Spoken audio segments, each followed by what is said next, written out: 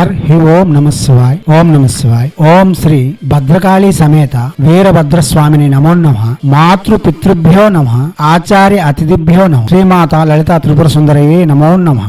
శివశక్తి స్వరూపులారు, మేము ఒరిస్సా వాసులం. మాకు జగన్నాథుడే ముఖ్య దేవత. జగన్నాథుడు ఎటువంటి మహిమ కలవాడో, ప్రభావం కలవాడో ప్రపంచానికి చెప్పవలసిన అవసరం లేదు. ప్రతి వారు శ్రీ జగన్నాథ స్వామి యొక్క మహిమ ఎంతో కొంత చూసి ఉంటారు. ఎక్కడో పురాణంలో జరిగిన మహిమను విని ఈ రోజు దేవుడికి మొక్కడం అన్నది జగన్నాథ స్వామి యొక్క పాలనలో ఉండదు. ఎందుకంటే ఒరిస్సాలో ప్రతి ఇంటిలో, ప్రతి వారిలో జగన్నాథ స్వామి యొక్క మహిమ ఉంటుంది. ఏ మాత్రం వివాదములు వచ్చినా, రాజకీయ పరమైన వివాదములు వచ్చినా తనంతట తానుగానే పరిష్కరించుకోవాలి తప్ప దేవుడి వరకు పోరు. ఒకవేళ జగన్నాథ స్వామినే వాడుకుంటే జగన్నాథ స్వామి యొక్క ప్రతిచర్యలు అతి తీక్షణంగా ఉంటాయి. ఇతర దేవతల్లాగా అన్నిటికీ ఊరుకుండడం జగన్నాథ స్వామి వల్ల కాదు. ప్రతి దానికి సమాధానం చెప్పే ఏకైక భగవానుడు జగన్నాథుడు. మా ఊర్లోను, అంటే మేము ఉంటున్న గుంపూరులోను కూడా వందల్లో అతని యొక్క మహిమలు ఉంటాయి. ముందుగానే చెప్పుకున్నాం, ప్రతి ఇంట్లోనూ అతని యొక్క మహిమ ఉంటుంది. కాబట్టి ఒరిస్సా వాసులు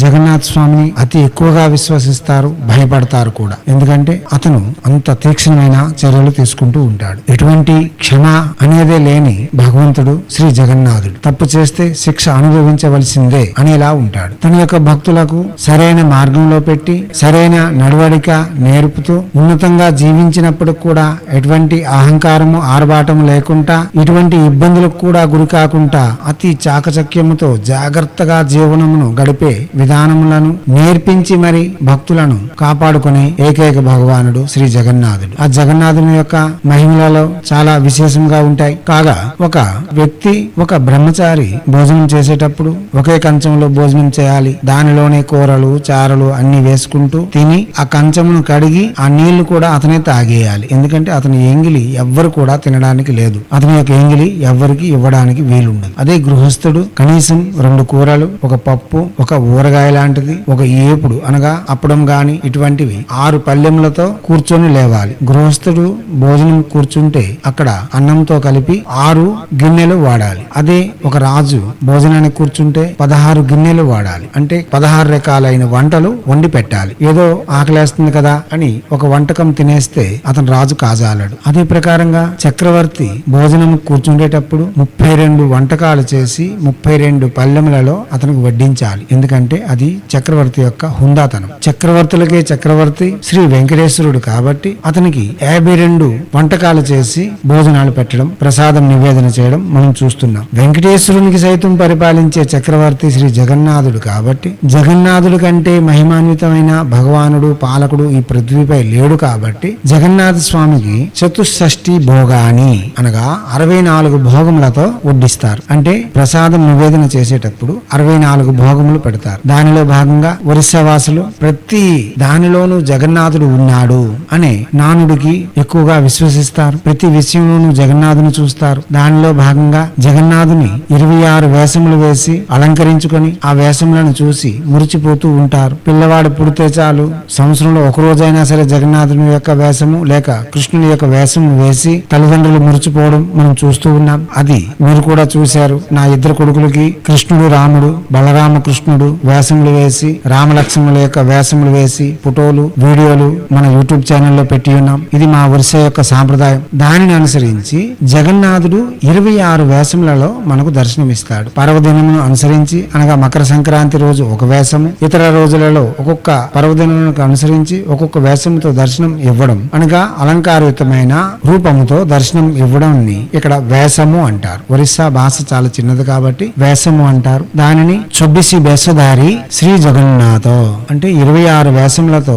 నిండి ఉన్న శ్రీ జగన్నాథుని మనం ఇప్పుడు దర్శించుకుందాం. దివాత్మ స్వరూపులారా, దర్శించారు. మీరు ఇంతవరకు ప్రసంగం విన్నారు అంటే 26 వేషములు దర్శించారు. ఈ 26 వేషములు ఎవరు దర్శిస్తారో వారు కలియుగంలోనే వైకుంఠ ప్రాప్తి చెందుతారని జగన్నాథ ధామం యొక్క శాసనం. దివ్యాత్మ స్వరూపులారా, చూడండి, జగన్నాథుని మననం చేయండి, జగన్నాథుని యొక్క మహిమలు తెలుసుకోండి. జగన్నాథుడు శ్రీమందిరం అనగా శ్రీ లక్ష్మి నిలవై ఉన్న మందిరం శ్రీ జగన్నాథుని యొక్క మందిరం. అందుకే ఆ మందిరమునకు శ్రీ మందిరం అని పిలుస్తారు. అతని యొక్క గడప పెద్ద గడప, బొడదాండో అంటారు. అతని యొక్క రథం పెద్ద రథం, దానికి నందిగొస్స అంటారు. అతని యొక్క కళ్ళు పెద్దలు, అతని చెవులు పెద్దలు, అతని యొక్క రూపము పెద్దది, అతని యొక్క అనుగ్రహము పెద్దది, అతని యొక్క ప్రేమ పెద్దది. అన్నిట్లోనూ పెద్దవాడిగా ఉంటూ పుట్టుకలో మాత్రం చిన్నవాడిగా ఉంటూ తన జ్యేష్ఠుడైన బలరామునికి జ్యేష్ఠత్వాన్ని ప్రసాదించి అన్నకు తగు తమ్ముడుగా, శిష్యులకు తగు గురువుగా, గురువు తగు శిష్యుడుగా లీలావేశమును పూర్తి చేసుకున్న భాగవతోత్తముడు శ్రీకృష్ణ భగవాన్ యొక్క మారు రూపమే శ్రీ జగన్నాథ స్వామి యొక్క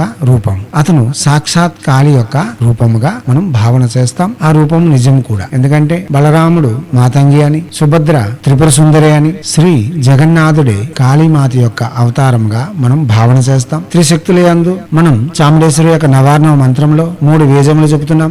ఐం హ్రీం క్లీం. ఐం జ్ఞానమునకు మూలము, ఈమె సరస్వతి రూపంలో బలరామునిగా మనకు దర్శనమిస్తుంటే, హ్రీం లక్ష్మి రూపంలో ఐశ్వర్యయుక్తమైన సకల భోగముల యొక్క అలంకారయుతమైన సుభద్రాదేవిగా దర్శనమిస్తూ, క్లీం బీజము శ్రీ జగన్నాథునిగా మనకు దర్శనం ఇవ్వడం ఇంతకు ముందు ప్రసంగంలో చెప్పి ఉన్నాం. ఆ ప్రసంగం వింటే మీకు అర్థమవుతుంది. దివ్యత్వం స్వరూపులారా, జగన్నాథుని ఎడ మనసు నిలిపి జగన్నాథుని మన్నం చేసుకుంటే చాలు సకల దుఃఖములు తొలగి ఆర్భాటము హంగామా లేని అతి సునాయాసమైన ఆనందకరమైన జీవితం ప్రసాదించగలడు. ఎందుకంటే ఒరిస్సా వాసులకు చూస్తే మీకు అర్థమవుతుంది. ఆస్తులు కోట్లలో ఉన్నా చాలా సహజంగానే ఉంటారు, సహజంగానే జీవితం గడుపుతారు. ఎటువంటి సమస్యలు లేకుండా ఆనందకరమైన జీవితాన్ని గడుపుకుంటూ పోతారు. దీనికి మూలం శ్రీ జగన్నాథుని యొక్క కరుణా కటాక్షం. జయ శ్రీమాత.